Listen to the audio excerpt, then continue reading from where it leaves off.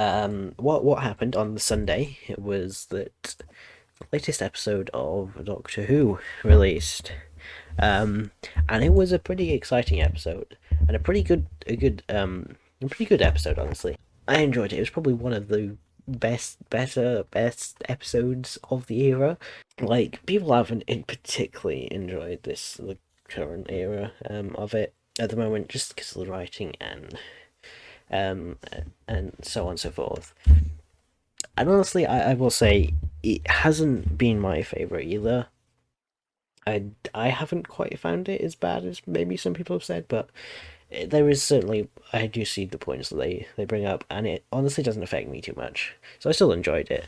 The latest episode was honestly probably one of the best ways that they could have ended. So there are certain plot points like I don't know, like the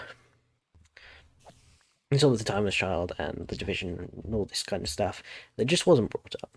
And honestly, I think that's fine because these things, I don't think you could really, address these things in that last episode enough.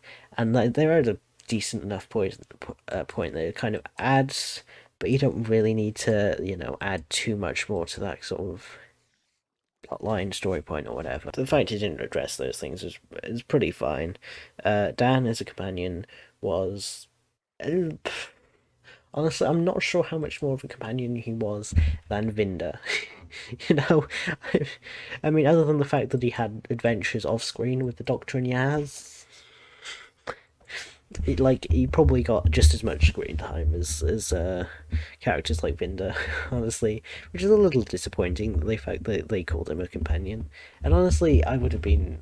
It's fine. It's not a big deal. He kind of left early on in the episode, and for what the episode juggled, it was fine. It managed to bring a lot of these cameos back in sort of a natural way, especially sort of the doctors and whatever. Right, they managed to bring them in sort of cameos as almost not necessarily just cameos, but basically cameos, but past doctors and whatever, and they brought them in like in a natural enough way. Oh, this is your subconscious. That's great. This is the, that's a great way of dealing with it. Stuff like seeing the new companions, or old, not new companions. We don't know about the new companions, but the old companions.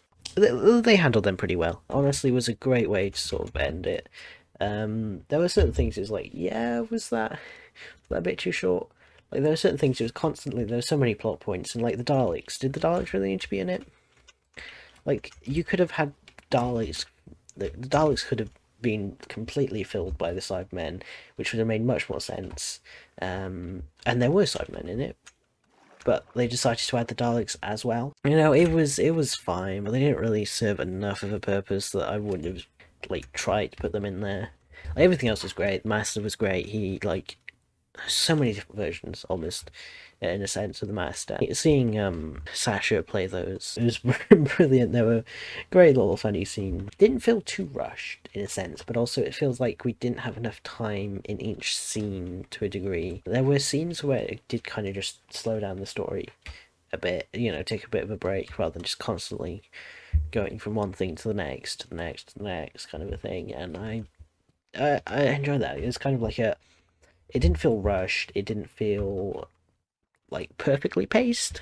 Honestly, like with the things that it did have, it could have probably been more than sort of 90 minutes. But 90 minutes, I think, did it enough justice. Got what it needed to in enough time. There are certain elements that's kind of like, well, why is that there? We could have probably substituted it for other things, or just not included it at all, or whatever. It's not a big deal. It was a great episode. There are a few things that did seem a bit almost forced, a bit cringe, I guess, in a sense, but it wasn't too much of a big deal. It's kind of like that maybe could have been said a bit better or whatever, but in comparison to what we have had previously, it is up there with some of the better episodes.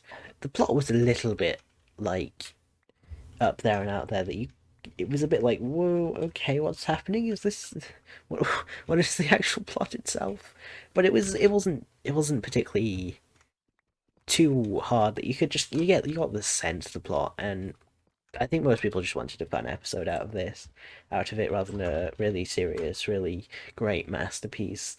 Um, and for that purpose, it did its job. It was a fun episode. Honestly, it did delve into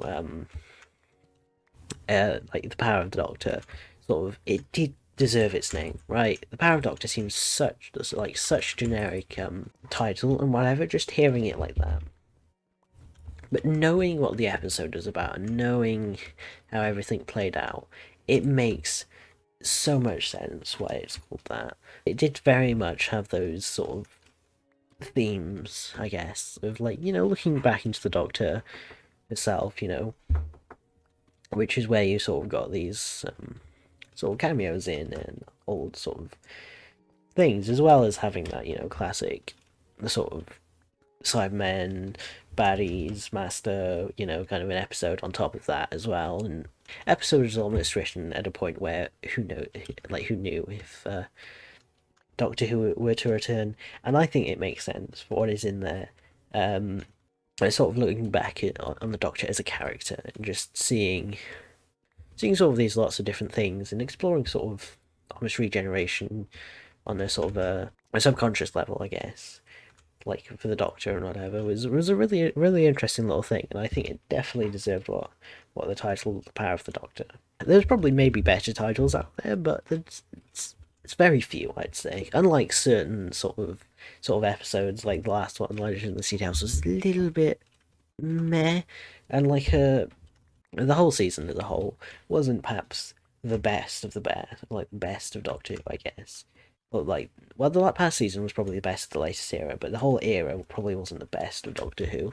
But it was still pretty fun and whatever. It was a wonderful episode, and I'm so glad that what it did, and it could have been so much worse, and could have been possibly one of the best episodes of the era. Yeah, the episode was a great ending to possibly not such a great era, and it kind of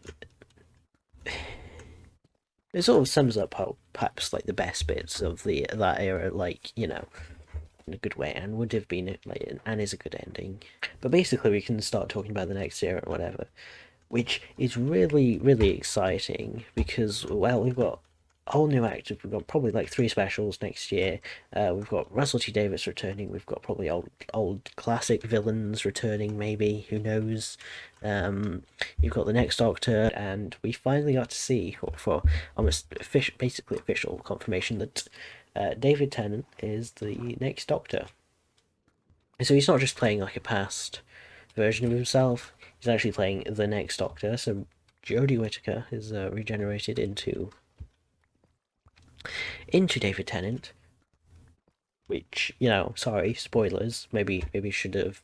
It's been a week by now. Come on, you surely should have seen it. Or the next new actor of a Doctor.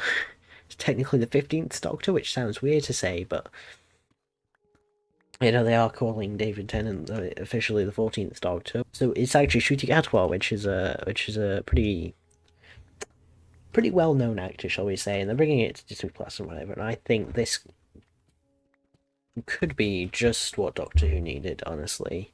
And so it might be a while before the next sort of set of episodes. I trust that it will be really good, and so that's very exciting to look forward to. Even if it might be in a year's time. Filming is basically wrapped for the 60th stuff. We don't really know too much else about it, other than perhaps a few clips and some filming set leaks.